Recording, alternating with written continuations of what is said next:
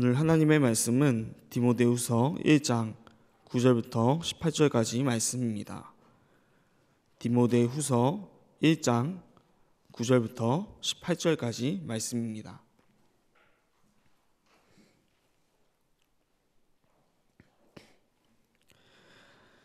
시간 다 차신 줄 알고 다 같이 천천히 합독하며 읽도록 하겠습니다. 함께 보시겠습니다.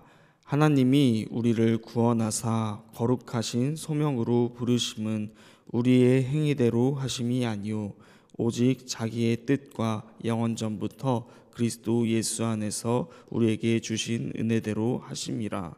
이제는 우리 구주 그리스도 예수의 나타나심으로 말미암아 나타났으니 그는 사망을 패하시고 복음으로써 생명과 썩지 아니할 것을 드러내신지라.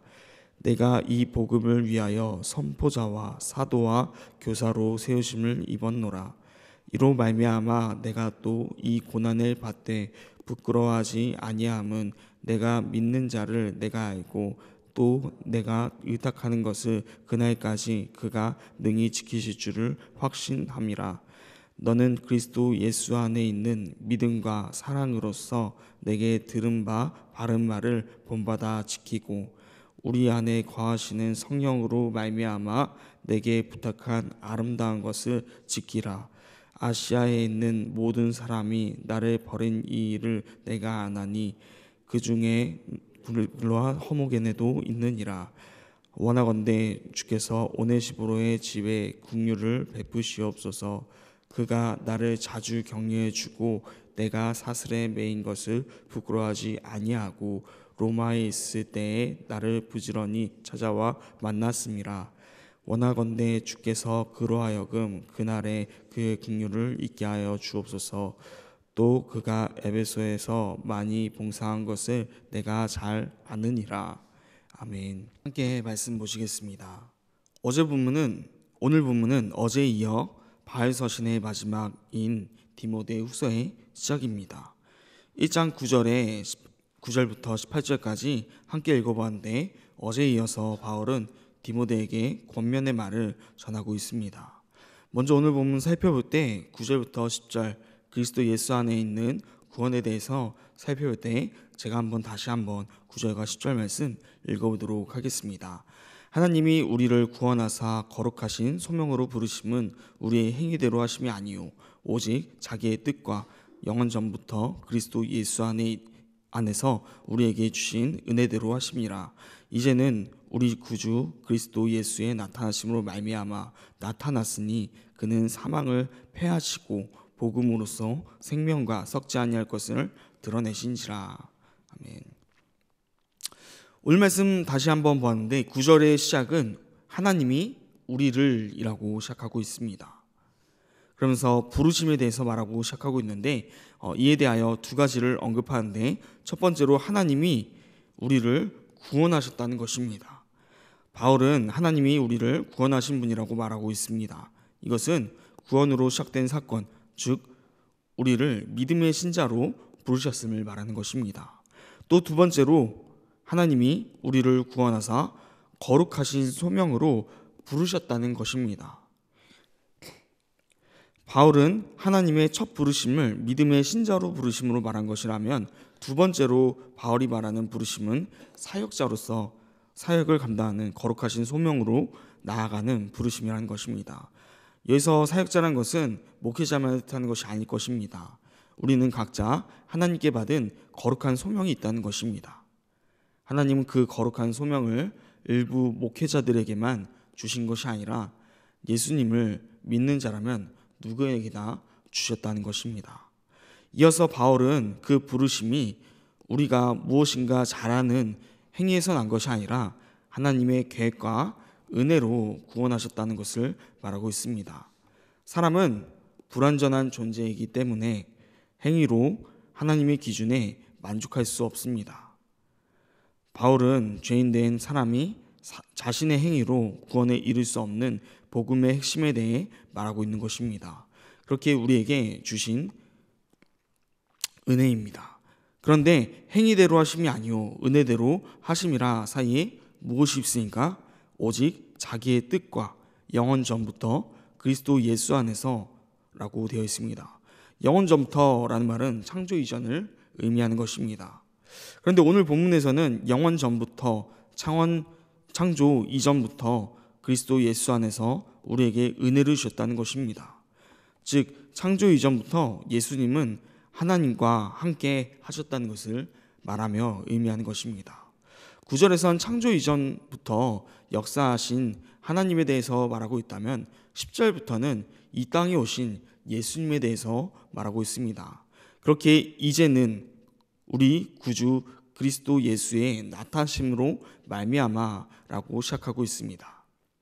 9절에서 영원 전부터 함께 하신 그 예수님께서 10절에선 나타나심을 통해 9절에서 계획하였던 그 구원을 10절에 나타나심으로 계획을 실행하셨다는 것입니다. 그리고 10절 하반절은 그 구원을 실행한 결과에 대해서 말하고 있는데 사망을 패하시고 복음으로 생명과 썩지 아니할 것을 드러내신지라 라고 말합니다. 그 실행 결과는 두 가지로 나눠 살펴볼 수 있는데 먼저 사망을 패하셨다는 것입니다. 사망이 패해졌다는 것은 십자가의 구원의 권세로 인해 어둠의 권세가 무너짐으로 죄의 삭은 사망이지만 그 사망을 십자가의 사건으로 없애셨다는 것을 의미합니다. 또 두 번째로 생명과 썩지 않음을 드러냈다는 것입니다. 생명과 썩지 않음을 드러냈다는 것은 부활을 통한 영생 소망을 드러내셨다는 것과 같습니다. 결국 죄의 결강인 죽음의 문제를 궁극적으로 해결하셨음을 말씀하는 것입니다. 그 후로 11절과 12절에서 바울의 고난과 믿음에 대해서 함께 나누고 있는데 살펴보도록 하겠습니다. 11절 12절 말씀은 함께 보도록 하겠습니다. 내가 이 복음을 위하여 선포자와 사도와 교사로 세우심을 입었노라. 이로 말미암아 내가 또 이 고난을 받되 부끄러워하지 아니함은 내가 믿는 자를 내가 알고 또한 내가 의탁할 것을 그날까지 그가 능히 지키실 줄을 확신함이라. 바울은 10절에서 말한 복음과 연결해서 자신의 고난과 믿음에 대해서 말하고 있습니다. 첫 번째로 11절을 통해서 자신이 9절 11절에서 살펴본 이 복음으로 인하여 선포자와 사도와 교사로 세우심을 받았다고 말합니다. 바울은 선포자와 사도와 교사로서의 역할을 충실히 다하였습니다. 우리는 어떠합니까? 우리도 우리에게 맡겨진 그 역할, 하나님께서 세우신 그 사역의 자리에서 누가 보아도 그 역할을 충실히 다해내고 있습니까? 이 시간 되돌아보며 점검할 수 있는 시간이 되길 바랍니다. 또한 두 번째로 12절 상반절을 통해서 자신이 이 복음과 세우심으로 말미암아 고난을 받고 있지만 그것을 부끄러워하지 않는다고 말하고 있습니다. 보통 고난을 받는다고 부끄러워할 필요가 없지만 지금 바울이 처한 상황은 감옥에 갇힌 상황입니다. 그것도 한 번이 아니며 이번에는 다시 나갈 수 있는 상황도 아닌 것입니다.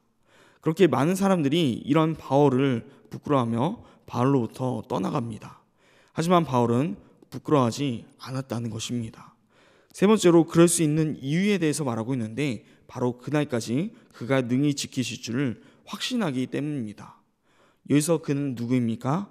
바로 창세전부터 이 구원의 복음을 계획하신 예수님이라는 것입니다. 자신의 사명이 다하는 그날까지 예수 그리스도께서 능히 지키실 줄을 확신하는 것입니다. 우리 가운데서도 이런 믿음이 있길 소망합니다. 우리의 맡은 사역을 감당하며 나아갈 때 주님께서 함께 하시며 능히 지키실 줄을 신뢰하기를 소망합니다. 그럴 때 우리는 맡겨주신 그 일을 감당할 수 있을 것입니다. 바울은 이어서 13절과 14절을 통해서 두 가지 지켜라는 권면을 합니다. 먼저 13절에 지키고 있는데 13절 말씀 제가 읽어드리겠습니다. 너는 그리스도 예수 안에 있는 믿음과 사랑으로서 내게 들은 바 바른 말을 본받아 지키고. 13절과 14절에 지키다라는 단어는 같아 보이지만 헬라어로 보면 다른 단어가 쓰이고 있습니다.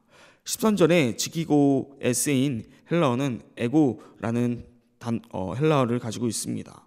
있다라는 뜻으로 유지하다 정도로 의미를 볼 수 있을 것 같습니다. 바울은 디모데에게 그리스도 예수 안에 있는 그 믿음과 사랑으로 들은 그 권면들을 유지해 지켜나가라는 것입니다. 사람 때론 말씀을 듣고 결심하고 다짐하더라도 그것을 오래 지켜나가지 못할 때가 많습니다. 바울이 디모데에게 하는 말도 그러한 뜻인 것입니다. 그 말들을 지켜나가 유지하라는 것입니다. 계속해서 가지고 있으라는 것입니다. 이어서 14절에 지켜라를 살펴야 되는데, 우리 안에 거하시는 성령으로 말미암아 내게 부탁한 아름다운 것을 지키라 라고 말하고 있습니다. 14절에 지키라는 피라소라는 단어로 감시하다라는 뜻을 가지고 있습니다. 바울은 디모데에게 두 번째로 지키라라고 말하면서 우리 안에 거하시는 성령에 부탁한 아름다운 것을 지키라는 것입니다. 두 번째 지키라는 방어적인 의미가 가는 것입니다. 성령 안에 맡겨진 선한 것을 보존하라는 의미에서 말하고 있는 것입니다. 우리는 항상 하나님의 말씀을 매주마다 매일마다 이렇게 들으며 나아갑니다. 그 말씀들을, 그 하나님의 뜻을 지키고 지켜낼 수 있는 우리 모두가 되길 간절히 소망합니다. 마지막으로 15절부터 18절까지는 바울을 대하는 두 부류의 사람들에서 말하고 있는데, 먼저 15절을 보면 이렇게 나와 있습니다. 아시아에 있는 모든 사람이 나를 버린 이 일을 내가 아나니 그 중에는 부겔로와 호모게네도 있느니라. 저는 오늘 말씀에 바울의 표현을 보면서 많이 슬픔을 느꼈습니다. 바울은 아시아에 있는 모든 사람이 나를 버렸다라고 말하고 있기 때문입니다. 또 그 중에 어제 잠깐 살펴봤던 부겔로와 호모게네도 포함되어 있었습니다.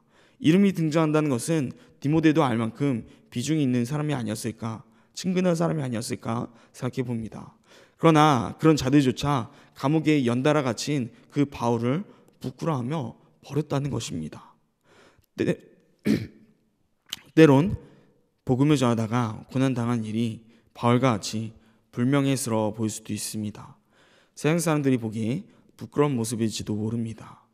그러나 그것이 정말로 복음 안에서 옳은 일이고 예수 그리스도를 위한 일인 것이 확실하다면 우리는 바울과 같이 그렇게는 못할지라도 저도 바울을 부끄러워하면 안 되지 않을까 생각해 봅니다. 그 다음 16절부터 18절까지 말씀은 반대의 경우입니다.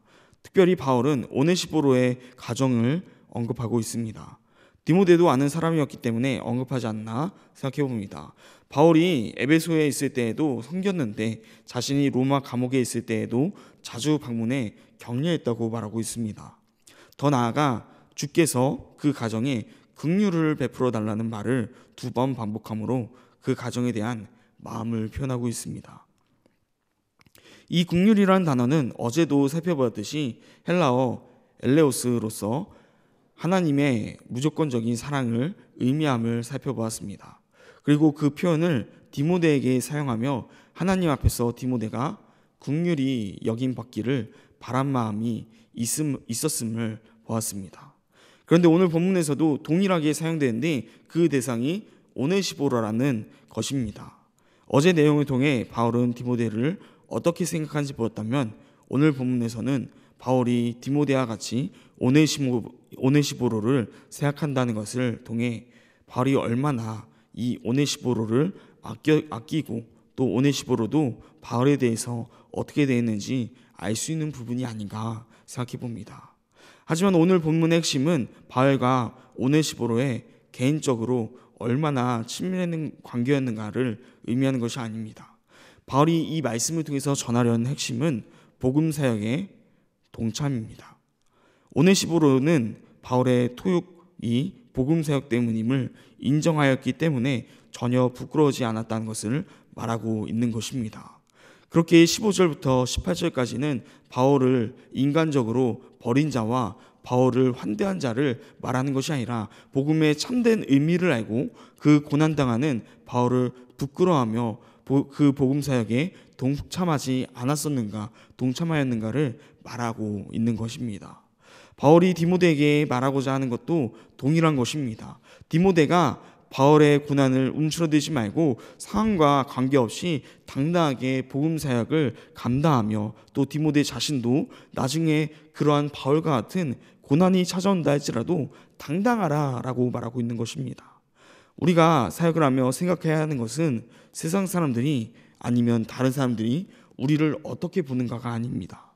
하나님이 우리를 어떻게 보시는가, 하나님의 뜻에 합당한 것인가, 하나님 보시기에 부끄럽지 않은가에 대해서 고민하고 또 경계해야 되는 것입니다. 바울이 오늘 본문을 통해 디모데에게 말하고자 하는 핵심이 바로 이것입니다. 우리는 어떠합니까? 세상 사람들의 눈치를 보고 있지는 않습니까? 정말로 하나님 뜻에 합당하게 맡겨주신 그 사역만을 감당하며 떳떳하게 세상 가운데 나아가고 있습니까? 오늘 하루가 그런 하루가 되시길 간절히 소망합니다.